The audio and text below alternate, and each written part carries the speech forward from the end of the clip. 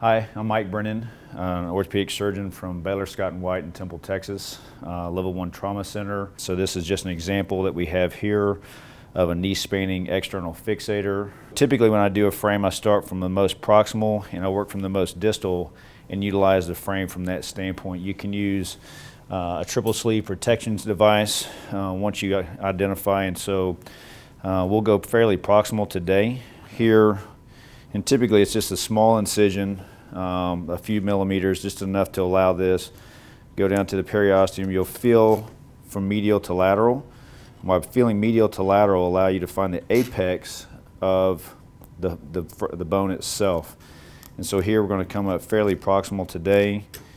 These are self-tapping, self-drilling screws that we're utilizing. We would confirm that placement on lateral x-ray just to make sure that we're bicortical with that pin.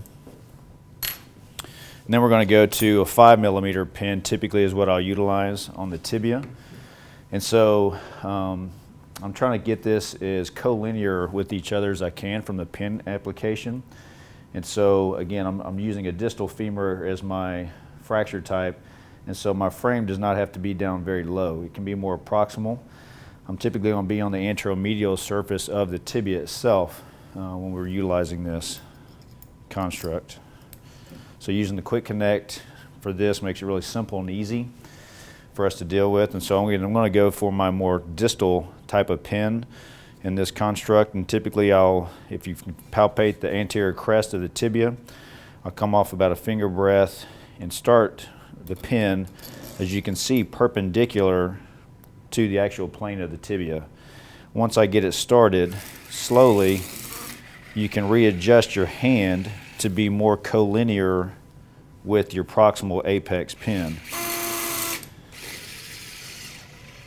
And again, pretty straightforward, and you can see that those are fairly collinear with one another, which makes it a lot easier in the beginning. So initially we'll have the pin to bar construct. So I have a larger pin up top, and it'll have the numbers that are according. So for me, if I'm having this, I want my clamps to be on the appropriate side.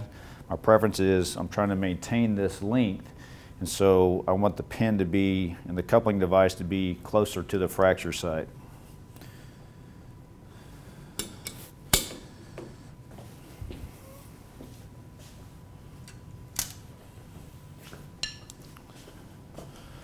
So again, we know what makes our construct stronger versus weaker.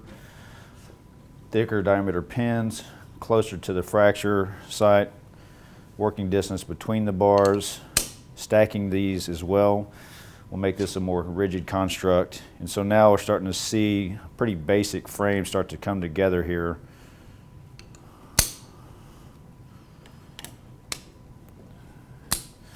And so once we get to this level, if our fracture is here, we want this coupling device to not be overlying the fracture itself. This is going to interfere with x-rays and not know exactly what our length may be. And so we can provisionally stabilize these.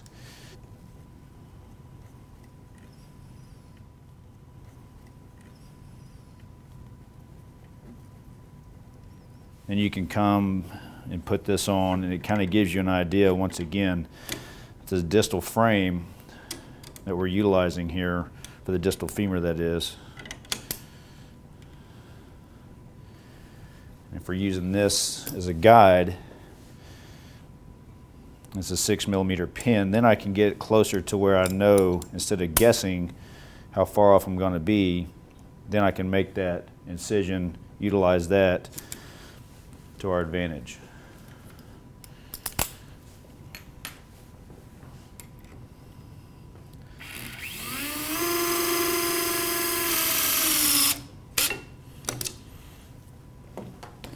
Again, once you do that, it's easily found. So here we're going to do something very similar to what we just did a second ago up top, is we're going to apply our clamp, and then we can utilize our 5mm pin as a guide through here to see exactly where we might want to be.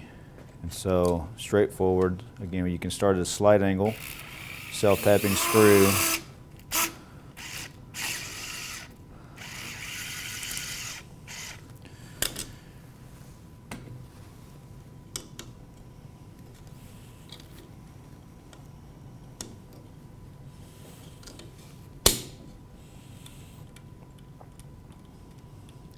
And so now we've made our construct rigid. We could space these out farther. If we need a more rigid frame here, we can't get much farther. We can go up more proximal if need be for a fracture here. But now we made this a more rigid. Now we have everything dialed in. They're fairly collinear with one another. If you do these freehand initially, sometimes they get off axis and you can have a hard time getting the clamps to line up. So now I can further modify this and gain as much length as need be to maintain this. And so now you can see through this area that you have this brought out to significant length, obviously, but now it's being held. Then I want to bolster this, and I can do the same thing and add another set of bar-to-bar clamps, mimicking this, making sure that the coupling device is not within the fracture itself. And so we would just bolster this by mimicking this frame right up in this region.